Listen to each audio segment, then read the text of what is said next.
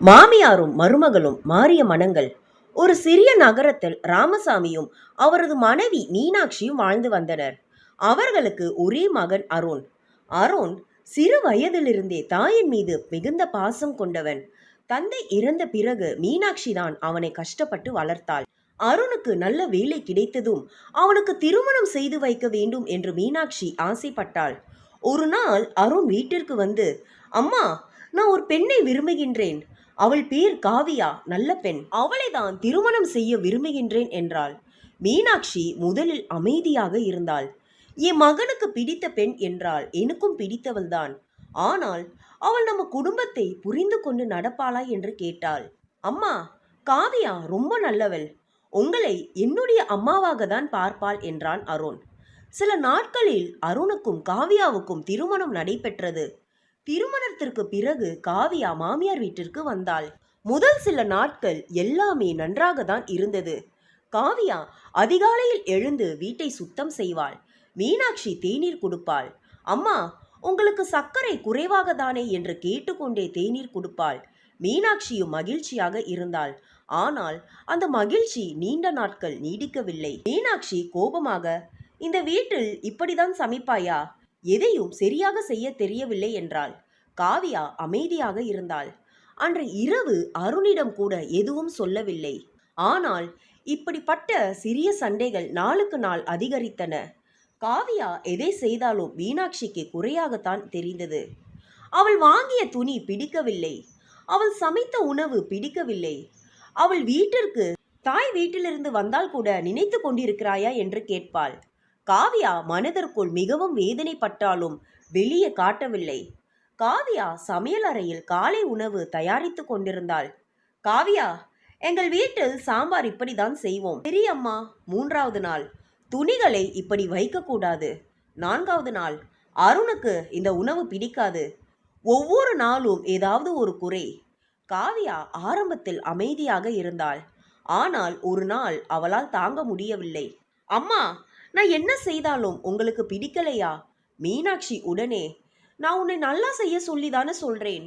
ஆனால் நீங்கள் சொல்வது எல்லாமே குறையாகத்தான் இருக்கிறது. மீனாட்சி கோபமாக, நான் இந்த வீட்டை 30 வருடமாக நடத்துகின்றேன். எனக்கு தெரியாதா? காவியா அமைதியாக அறைக்குள் சென்றாள். அன்று இரவு அருணிடம் அழுதாள். நான் இந்த வீட்டில் மருமகளா இல்ல வேலைக்காரியா? அருண் அதிர்ச்சி அடைந்தான். அப்படி பேசாத காவியா, அம்மா அப்படிப்பட்டவர் இல்லை. உங்களுக்கு உங்க அம்மா நல்லவர்தான். ஆனால் அவருடைய மருமகளாக வாழ்வது எவ்வளவு கஷ்டம் என்று எனக்கு தான் தெரியும். அருண் எதுவும் சொல்லவில்லை. மறுபுறம் மீனாட்சியும் தனியாக அழுது கொண்டிருந்தார். அவளது மனதில் ஒரே கேள்வி, நான் என்ன தவறு செய்தேன்? அவள் காவியாவை வெறுக்கவில்லை. ஆனால் காவியா தன்னுடைய மகனை தன்னிடமிருந்து பிரித்து விடுவாளோ என்று ஒரு பயம் அவளுக்குள் இருந்தது. அதனால்தான் ஒவ்வொரு விஷயத்திலும் தன்னுடைய அதிகாரத்தை காட்டிக் கொண்டிருந்தாள். அதை அவளே உணரவில்லை. ஒரு நாள் அருணுக்கு அலுவலகத்தில் முக்கியமான வேலை. காவியாவுக்கும் உடல்நிலை சரியில்லாமல் இருந்தது. மீனாட்சி அதை கவனித்தார். காவியா, நீ படுத்துக்கோ, சமையலை நான் பார்த்துகிறேன். காவியா ஆச்சரியமாக பார்த்தாள். நீங்கள் கோபமா இருக்கிறீங்களா? மீனாட்சி சிரித்தாள். நான் உன் மாமியார் தான். ஆனால் நீ உடம்பு சரியில்லாமல் இருந்தால் பார்த்து கொள்ள வேண்டியது என் பொறுப்பு. அந்த வார்த்தை காவியாவின் மனதை தொட்டது. அவள் எதுவும் பேசவில்லை. அன்று இரவு காவியா சமையல் அறையில் இருந்தபொழுது மீனாட்சி தன்னுடைய பழைய அலமாரியை திறந்தார். அதில் ஒரு சிறிய பெட்டி இருந்தது. அதை திறந்த பொழுது ஒரு பெண்ணின் புகைப்படம் இருந்தது. காவியா கேட்டாள், அம்மா, இது யாருடைய புகைப்படம்? மீனாட்சி சில நொடிகள் அமைதியாக இருந்தாள். என் மகள். காவியா அதிர்ச்சி அடைந்தாள். உங்களுக்கு மகள் இருக்கிறாரா? மீனாட்சியின் கண்களில் கண்ணீர். இருந்தாள். காவியா எதுவும் சொல்லவில்லை. மீனாட்சி மெதுவாக தன்னுடைய கதையை சொன்னார். எனக்கும் ஒரு மருமகள் இருந்தாள். காவியா குழம்பினாள். எனக்கும். மகளுடைய மாமியார் அவளை எப்பொழுதும் குறை சொல்லிக் கொண்டே இருந்தார்கள். என் மகள் அழுது கொண்டு என்னிடம் வந்தபொழுது நான் அவளிடம் குடும்பத்துக்காக பொறுத்துக்கொள் என்று சொன்னேன். மீனாட்சி அழுதார். இன்று அந்த வார்த்தையை நினைத்தாலே எனக்கு என்னையே வெறுப்பாக இருக்கின்றது. காவியாவின் கண்களில் கண்ணீர்.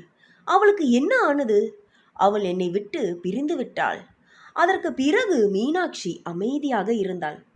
அதனால்தான் நான் உன்னை எப்பொழுதும் கண்டிக்கின்றேன்.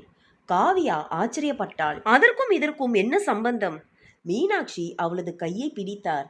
என் மகளுக்கு நடந்தது உனக்கு நடக்கக்கூடாது என்று நினைத்தேன். ஆனால் நான் பயத்தில் உன்னை தன்னை வெறுக்கவில்லை. அவள் தன்னுடைய பழைய பயத்தோடு போராடி கொண்டிருந்தாள். அடுத்த நாள் முதல் காவியாவும் மாறினாள். மீனாட்சி ஏதாவது சொன்னால் உடனே எதிர்த்து பேசாமல், சரி அம்மா, எப்படி செய்யணும் என்று கேட்க ஆரம்பித்தாள். மீனாட்சியும் மாறினாள். காவியா, இது உன் வீடு, உனக்கு பிடித்த மாதிரி செய்யலாம் என்று சொல்ல ஆரம்பித்தாள்.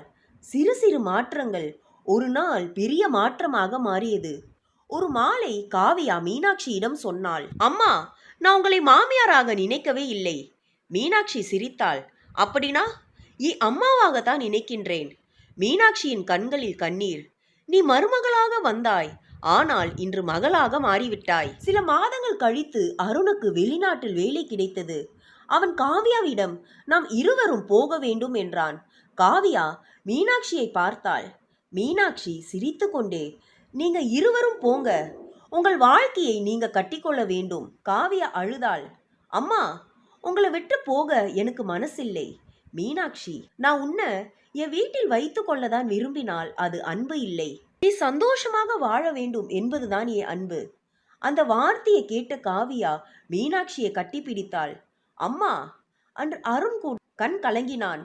வெளிநாடு செல்லும் நாளுக்கு முன்பு காவியா மீனாட்சியிடம் ஒரு பரிசு கொடுத்தாள். அதை திறந்த பொழுது ஒரு அழகான புகைப்படம் இருந்தது. அதில் மீனாட்சியும் காவியாவும் சிரித்து கொண்டிருந்தார்கள்.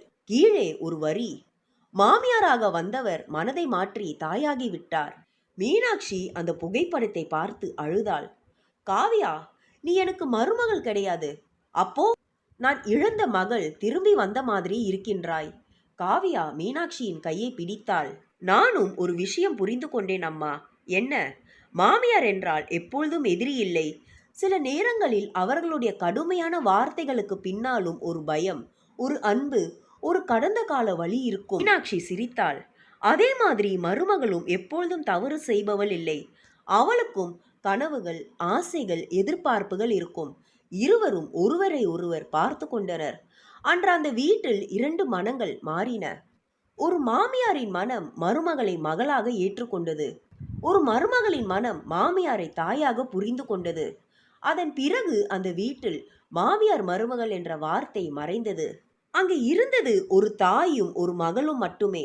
உறவுகளை உடைப்பது வார்த்தைகள் அல்ல, அந்த வார்த்தைகளுக்கு பின்னால் இருக்கும் தவறான புரிதல்கள் தான். ஒருவரை ஒருவர் புரிந்து கொள்ள முயன்றால் மாமியாரும் மருமகளும் கூட தாய் மகளாக மாற முடியும். யாருக்கெல்லாம் இந்த ஸ்டோரி பிடித்திருக்கோ இதை லைக் பண்ணி சப்ஸ்கிரைப் பண்ணுங்க. தேங்க்யூ.